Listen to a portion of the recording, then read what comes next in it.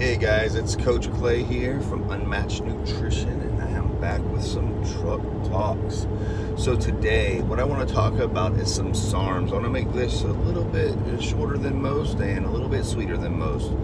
So let's talk about 3 Sarms real quick. We're going to talk about 3 of my favorite first, which is going to be the Rad 140, aka Testalone. Then we're going to talk about MK677, which is ibutamorin. Now that's not technically a SARM. It's a growth hormone secretagogue, which helps your body produce more growth hormone. We're going to talk about ostarine. I'm going to talk about those 3 first, and then I want to talk about LGD next, and possibly we'll go into some cardarine. So let's kick it off with Rad 140. So Rad 140, also known as Testalone, I've heard people call it a test booster. It is not. It is not a test booster. The word Testalone, the chemical compound name of Testalone, tricks some people and they think it's a test booster. It actually does cause shutdown. Now let's start with this. I personally need to tell you guys,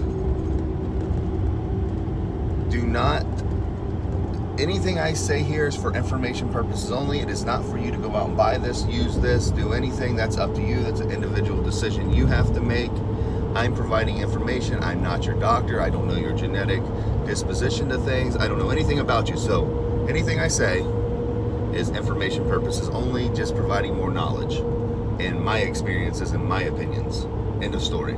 So anyways, kicking it off, Rad 140 Testalone, not a test booster, does cause shutdown over the long run. Not as hard as some other SARMs, not as hard as prohormones, and not as hard as steroids.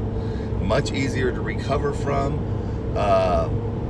However, I like the dosages to be roughly 30 milligrams, 15 milligrams twice a day.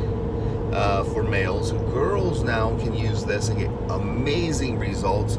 They can use 15 milligrams and get huge results. 1 pill a day, and girls don't have near as much testosterone as guys. Rad 140, it's kind of like a testosterone mimicker, even though that's not technically exactly what it is. However, it does hit some of the androgen receptors that testosterone binds to, and there's a lot of information out there where it makes you feel better, makes you feel more youthful.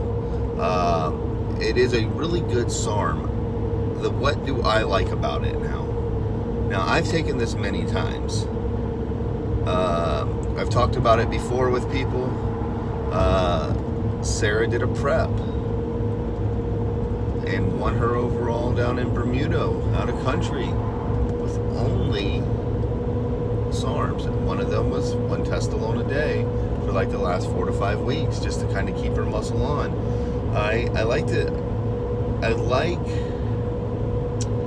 What I like about it is it's dry and it provides strength. So I really like that factor about Testalone. It is not a wet compound. Now you have wet compounds out there, like LGD is wet. You get a water film over you. You look a little bit softer, a little bit more bulkier, but it's a great compound. I like MK677, but MK677 once again is wet. So Testalone, I love. Then I love ibutamorin. We're going to talk about it. MK677, technically not a SARM because it's a growth hormone secretagogue. What that means is it causes your body's pituitary gland to produce excess growth hormone. It is very watery. You usually shoot up in weight instantly when taking it. This is the biggest downfall, though, is not the water retention, because growth hormone in general does that. It is the hunger. So for me, I like 1 dose a day. I like it before bed to decrease the hunger. Now, some people can take it several times a day or 2 times a day and not have the same hunger as me, but with me, it raises my hunger instantly. I mean, through the roof. It works great. You notice it right away. You notice the weight gain come on right away. If you eat the same amount of food, or you eat at your maintenance, you're probably going to start dropping fat. because it does speed up the metabolism. It does cause the body, it is a growth hormone. It's no different than, we're taking exogenous growth hormone and putting it in our body. I mean, it's a growth hormone. So it works great.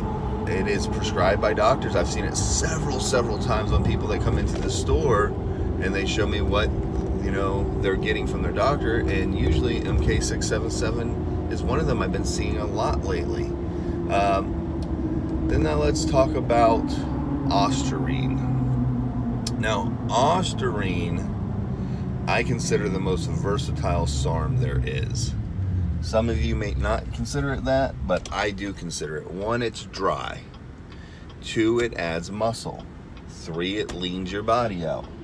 Yes, it does have slight liver toxicity, a little more I see on blood work from our girls and our guys. I don't know why that is, but that's not always the case either. I've seen 0 liver toxicity from both girls and guys also, but there is a slight, remember, you're taking something orally, it means it has to pass through the liver to be broken down, so there goes your liver toxicity. It's very minimal compared to what I've seen from other compounds. I've seen other compounds, let's use dimethazine, DMZ. DMZ, I mean, horrible for your liver, great product for adding muscle strength and growing, but it's, I mean, I see numbers 5 to 6 times higher off of liver enzymes with that than I have with Ostarine. I've seen people on Ostarine, me one of them, that has no liver effect whatsoever. When I take Ostarine, I do not raise above the normal level. So I like that, but some people will. It depends how your body operates, what your body's used to, and your genetics. So with Ostarine, for me, I get little strength gains, not nothing major, nothing crazy, but my lifts do go up, but I also go up. I also go up in my muscle mass. I look really full, really round when I'm on Ostarine, and I like that because I'm dry and I'm round. So I like that. Whereas LGD, another great SARM, I'll pack on a lot more muscle, but I look more watery because it's not a dry compound. LGD is a great compound, something amazing to be used, something that packs on muscle.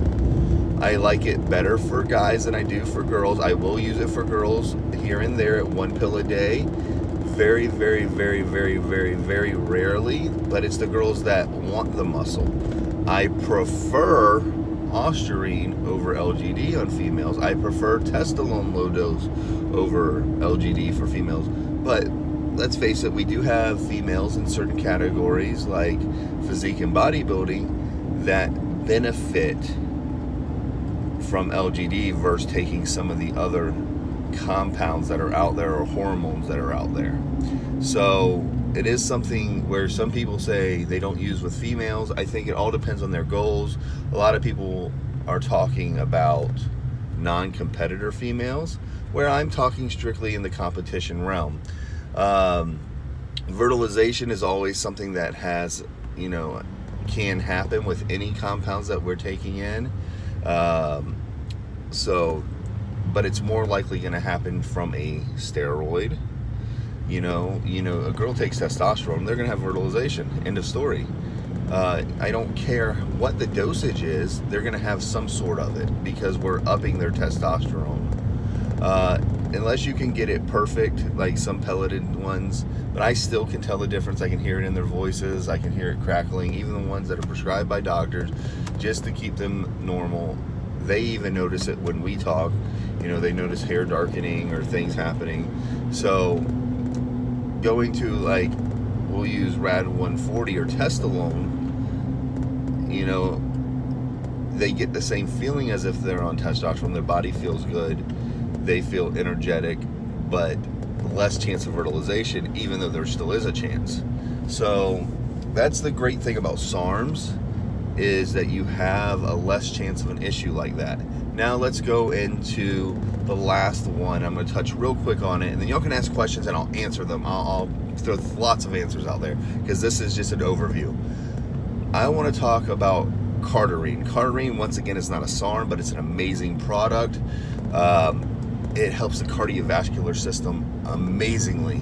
All right, y'all know that I used to fight jiu-jitsu quite a bit. I don't do it as much anymore since COVID has hit. You know, they shut down, everything happened. I'm not in that scene as much as I was, although I'll be getting back into it more and more this year as we get chases, season starts coming up, he starts fighting more, and you know, I enjoy it, I love it. But the big thing is, for someone like that or in CrossFit, it's amazing how much Cardarine helps you breathe, how it helps the cardiovascular system, how much your output is increased. I love Cardarine. Cardarine cuts fat, increases your output. You can build more muscle simply because you can go harder when you train. It is amazing. Cardarine is probably one of my favorite compounds. I love it mixed with ostarine. That's one thing that I've probably ran over the last 7 to 8 years 5 to 10 times. I love it. I usually incorporate it in my preps because it helps at the end of prep. Cardarine offsets some of the other drugs that actually decrease your cardiovascular output. It comes back and it helps increase it again, so you're back on par, normal, where you normally are. It's an amazing compound. So I'm going to rank these for you. I'm going to tell you Cardarine is one of my favorite, followed by ostarine, another one of my favorite, followed by testolone, which is amazing, amazing compound, followed by ibutamorin MK677, which is just great growth hormone secretagogue, good alternative to using growth hormone, and LGD is a mass gainer. There's a couple more I haven't talked about. I haven't talked about S23, I haven't talked about S4, I haven't talked about YK11. Those are in the same realm as SARMs. I'll touch base on those. If you have questions, you can ask them. I hope you guys learned something from this video. I hope it's something that sparks your mind, sparks your interest. Guys, I'm 255 pounds. I've been on TRT since I was 29 years old. I am almost 40 right now, just a few months away from it.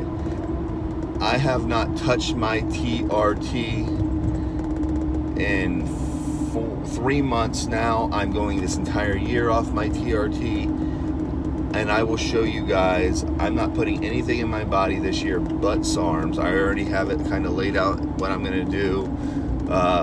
My next thing I run, which will be mainly Cardarine, getting back really good physical shape, endurancing. But these things work. If I can tell you that, coming from a high-level bodybuilder, you know, we started off in men's physique, crossing over to classic. You know, obviously it takes some things to get there, and we'll talk about those later on, but they work. That's why I use them. So that's me, that's my body. I can't recommend to anybody else to use them. That's your own personal opinion whether you're going to use them or not, because it is a PED. Even though it's sold over the counter in many, many places, online, everywhere, it still is a PED. Still is WADA banned if you're a WADA tested athlete, you know. But so was caffeine. Caffeine was banned for years. Creatine comes under fire. Even caffeine now still have some banning points at certain levels. So drugs are drugs are drugs. Doesn't matter what type it is. I don't care if you're smoking a cigarette, it's a drug, or if you're taking in coffee, it's a drug. So guys, I'll shout at you later. Ask questions, tap the like button, subscribe to the video. I've got a lot of stuff coming up. You know, I did one on insulin. I'm just touching bases on SARMs. I'm gonna go more in detail in some other videos, and we will be going over some compounds and steroids, what they do to your body, why to use it or not use it. But once again, not your doctor. Get it prescribed. Talk to you later.